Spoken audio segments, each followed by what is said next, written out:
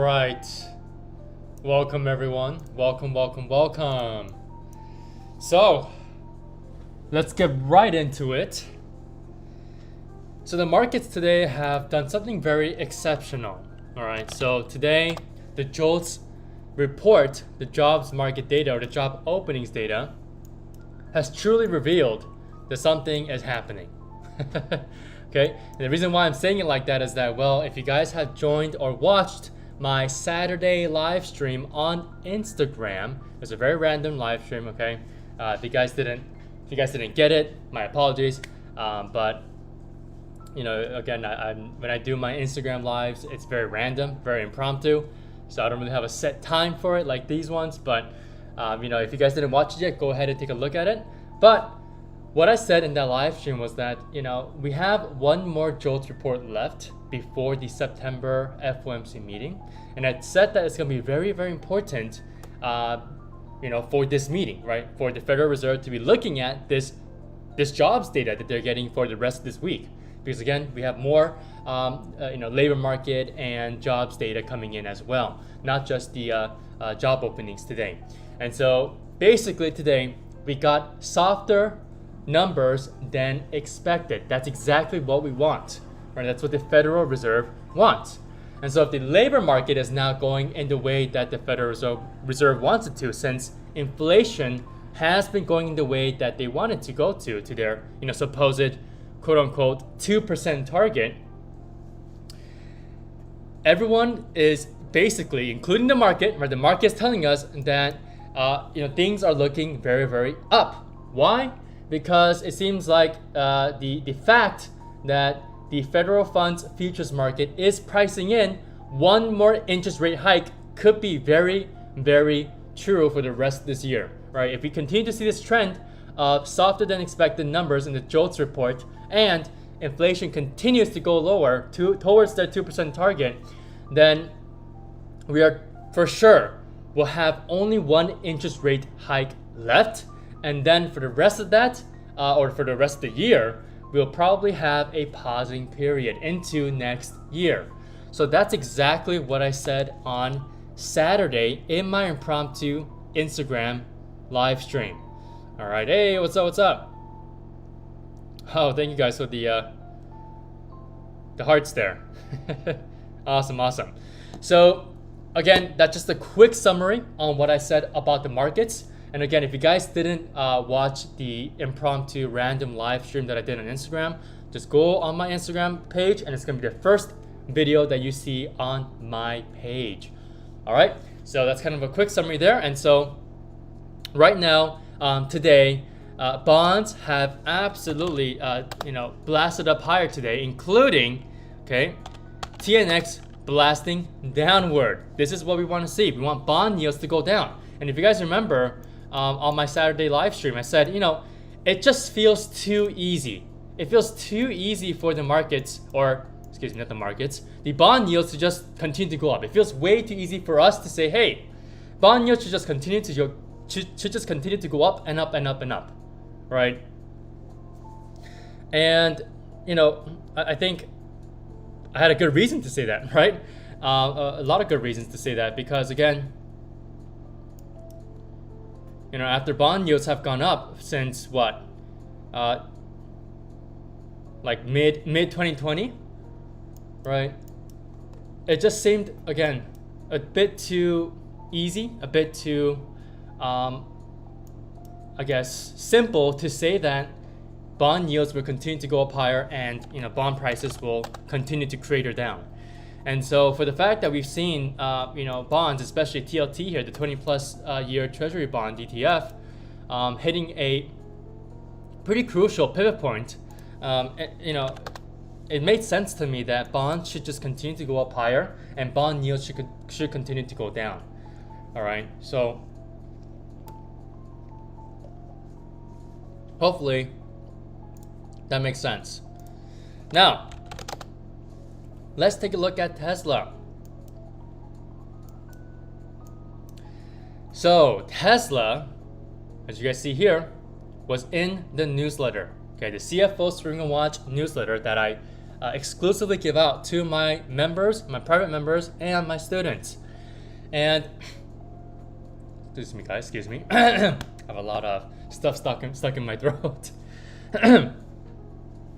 Hopefully, I'm not getting sick again. But so Tesla here, I put this in the newsletter for this week on Sunday. Bam! Look at that. Okay, so I'll give you guys some time to read this. All right.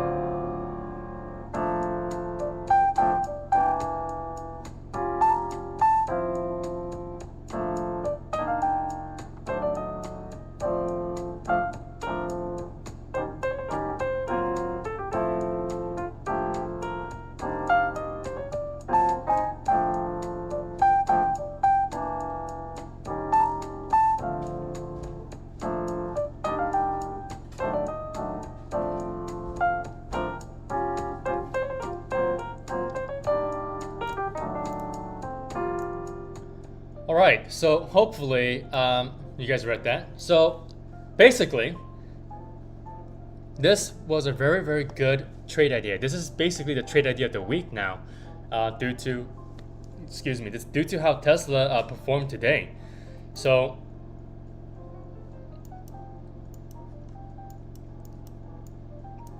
with Tesla basically making a V-shaped recovery, with today's action confirming that this is a nice V-shaped recovery, I truly believe Tesla can continue to go up higher. Now, here's the thing though. So with Tesla officially over, Tesla has reached all my price targets for this week so far. For the fact that we're seeing Tesla hitting all the price targets and have reached all my personal profit targets for Tesla, I think there is going to be a chance tomorrow that we see a slight gap down, not just on Tesla, but on the overall market.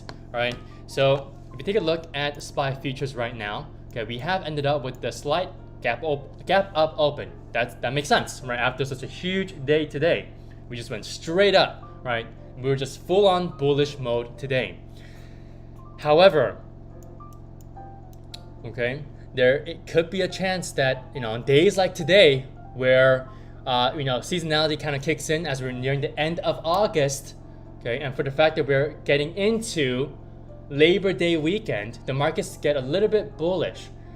But when we get such squeezes like this, we have to count in FOMO, all right, fear of missing out, all right, FOMO, you guys should know that, right? So FOMO here has absolutely rocketed the markets up higher today and sustained the highs that we made today as well. And so if all of that FOMO dissipates by tomorrow at market open, we could be seeing another pullback back down, maybe back down to around, I would say at least 4460. All right, if we do see that FOMO dissipating and that hype dissipating, because again, what is that hype right now? The bullish hype that will continue to go up higher, and this is the official reversal. However, we cannot just forget about the fact that we've been seeing very volatile price action. Okay, yesterday obviously was not a very volatile price action day. However, just last week, all right, like on last Thursday, right, we got this very, very wide price action movement. And so we can still consider today as another wide volatile price action trading day. And so if we kind of cohesively put that together, there is a possibility, a huge possibility, that we can be seeing another large down move day tomorrow, right? However, obviously that's still speculation, okay? And I just need to follow and we all need to follow the trend. So for now, I am going to accept the fact that we are still moving to the upside. And that's the reason why SPY futures has currently opened up with a slight gap up open. And depending on how we move overnight, that would dictate how we will open tomorrow morning. All right, hopefully that makes sense. And hopefully you guys got a nice little sneak peek on Tesla and what I wrote for my private members and my students in the CFO Swing and Watch newsletter. All right, so hopefully that was a little bit of a good insight and helpful for possibly for your future trades on Tesla. All right, so we go back to Tesla. Okay, so if we're going to really just stay true to sticking to the trend, all right, there's a good chance that we can actually even gap up at open on Tesla and hit 260, or we don't gap up at open on Tesla and we push towards 260 and then reject and come back down, right? And the reason why I say that is that, well, this is our first retest of the daily 50 SMA today, right? So we ended up slightly over the daily 50 SMA, this dark blue line, which was at 257.01, but our closing price was at 257.18, right? And so with 257.18, that's a slight close above the daily 50 SMA. Now, since this is a first retest, that basically means that tomorrow, right, there is still a high chance that we can see a rejection at the daily 50 SMA. How do we know this? Well, I have seen and used the SMAs here, my 10, 21, 50, and 200 SMAs for my entire trading career here. And so whenever I see a retest on a significant SMA, especially after not touching it for a while now, or especially if we have been staying above it or below it for quite some time, and we come back up or down to retest it, we tend to reject off of it or bounce off of it depending on where the price is and relative to where you're talking about on the chart. So in this specific chart here for Tesla, we were under the daily 50 SMA. So that means that there's a possibility that tomorrow we could see a rejection at the daily 50 SMA. Why? Because we retested it for the first time since breaking below it back in August 7th. Okay, so back on August 7th, that's when we officially broke below the daily 50 SMA. And not once did we retest the daily 50 SMA after the fact that we've broken down below the daily 50 SMA. So this is our first retest of this important simple moving average. So again, there's a chance that we can go up to 260 tomorrow. Why? Because whenever we do see a retest of a very, very, very significant SMA, we tend to overshoot it a little bit, just like we did today, with the closing price at 257.18, which is slightly above the closing price of the 50 SMA at 257.01. And so if we do see a little bit of an overshot, again, a little bit of FOMO in the early morning, okay, we'll hit 260, reject, and come right back down and stay below the daily 50 SMA. All right, so again, today was a very, very odd day as well, with a lot of short squeezes and a lot of early relative strength names that have started to break out of their little tiny bases, right? And we have a huge list. Okay, I made a huge list for my private members and students of early relative strength names that we need to be looking at when the markets decide to go and reverse back upwards and continue the uptrend and continue the bull market that we started in 2023. So one of those names were U, okay, and Rivian. All right, so Rivian and U have both made very pretty consolidated and pretty tight bases. Very, very tiny bases though, okay? And we broke out of it very, very nicely, backed up with volume as well. However, what do you notice on U here? we have retested the daily 21 SMA for the first time after reclaiming the 10 SMA here, the red line. And again, we broke below the 21 SMA back in August 2nd, and we haven't retested it since. And so today is the first retest of the daily 21 SMA. And so I'm going to use the same thesis that I just said for Tesla and apply it to here. Because again, that's how my SMAs work. And that's how simple moving averages work when we see the first retest, well, in a long time, okay? And that's how prices tend to react when we see a retest of these SMAs, especially if it's the first time in a long time, okay? So Rivian is the same thing as well. We've retested the daily 50 SMA and on top of that, the daily 21 SMA too. So there are a lot of technical indications that tomorrow we could potentially see a potential pullback, especially after a day like today. And it only makes sense, right? I mean, SPY, we're just on complete bullish mode. It's a bullish program day today. We have not once tried to move back down at all after that JOLTS report came out. So, you know, again, with bond yields going down, bond prices going up, the dollar going back down, and VIX completely crushed again. If you guys want to know where VIX is at right now, I believe it's close below 15. Yeah, so VIX is now below 15 once again, right? If you guys have been noticing, every single time that we pop over 15, the markets become volatile, okay? So for the fact that we've pushed lower and we closed lower on VIX on the value of 15, right below it, there's a chance that we can be seeing the markets continuing up higher. But again, short-term wise, just into tomorrow, there is a huge possibility that we can see a nice move lower. Why? Because a pullback is needed on all intraday time frames, especially for the names that have moved up for the entire day. Okay, so you know, again, with the market acting like this, it's hard not to be really bullish right now. But again, we need to be following the seasonality trends. And what are the seasonality trends saying again?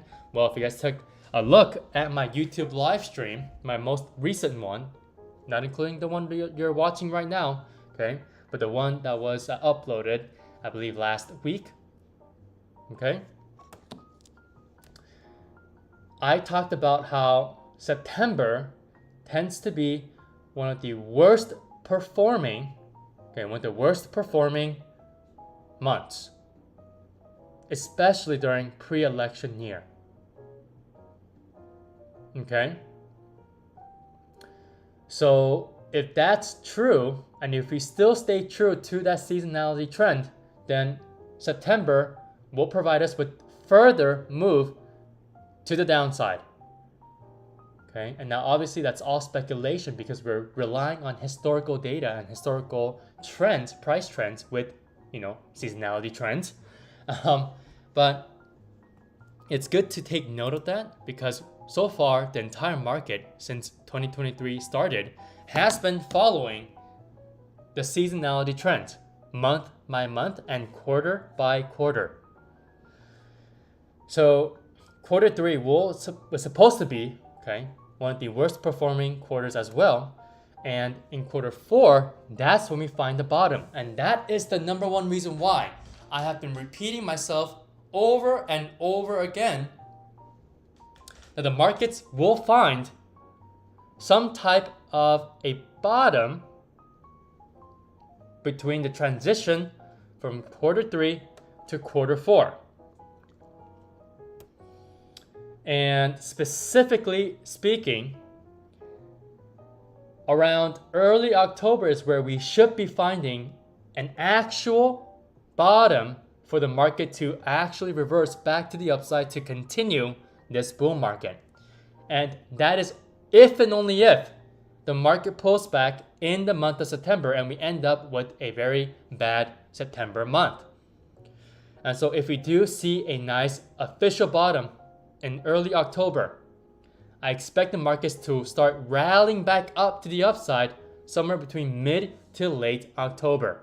Okay, realistically speaking, I'll say late October to early November, but ideally I would say around mid-October will be a great time to be, back into the markets, risk on, right?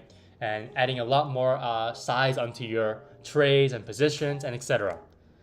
Okay, now lastly, I want to talk about the fact that today we did see, surprisingly, thanks to all the FOMO as well, into, I guess, I would say the last 2 hours of the trading day, we saw some risk on market environments kind of coming back, which was kind of interesting because, again, we do tend to end up slightly on a positive note into Labor Day weekend and also into the end of August.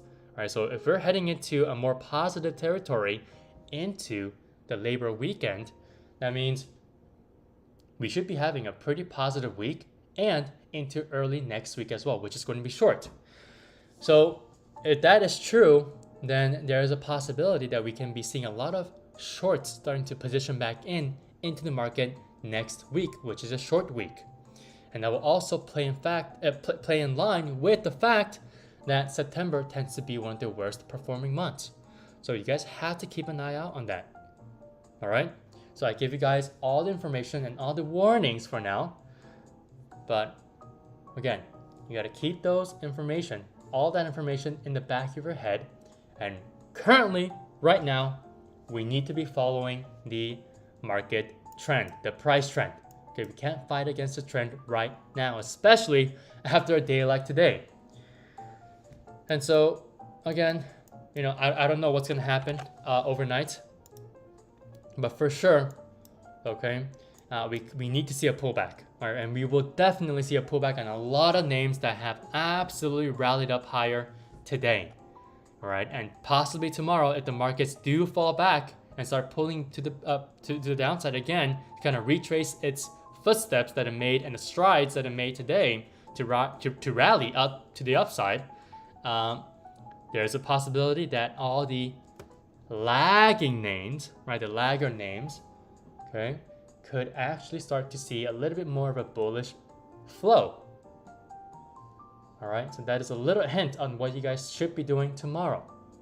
Okay, and exclusively for my members, my private members and students, I am definitely going to be pointing out the laggards that did not move today, because if they didn't move today and tomorrow, if the markets decide to pull back, like I've been saying since the start of this live stream, we could be seeing some bullish flow into those names, those specific laggards, since they didn't miss out on today's monumental rally since this pullback started in the overall markets. All right. So that is it for me tonight, guys. It's a very short live, but hopefully you guys got a lot of really good information out of this, and hopefully you guys got a lot of applicable information, at least for the next 1 to 2 months. At least from September to October, or from quarter 3 to quarter 4. All right. So if you guys did find this helpful, or at least if you guys are watching the recording, make sure you guys leave a like down below, or even a comment on what you guys are personally looking at and trading for the rest of the month. All right. Okay. So good luck tomorrow. Okay. And make sure you guys aren't fighting the trend like most did today. And that's the reason why we got a lot of FOMO and short squeeze. Right, there's a lot of short squeezes today on a lot of names. Right, but again, heed my words that I told you tonight in this live stream. All right, you guys won't regret it. Okay? And hopefully, last thing here, hopefully you guys enjoyed reading that little excerpt from the CFO Swing and Watch newsletter. And if you guys are interested in getting that in your email every single Sunday night, make sure you guys DM me. I'll get something going for you guys. All right? So if you guys take your time to go out of your way to DM me on Instagram, I'll do something special for you all. All right, especially if you guys aren't a member or a student of mine. Okay, and on that note, I'll see you guys on Thursday. Good luck tomorrow, and yeah, have a great rest of your night. Thank you guys so much for joining.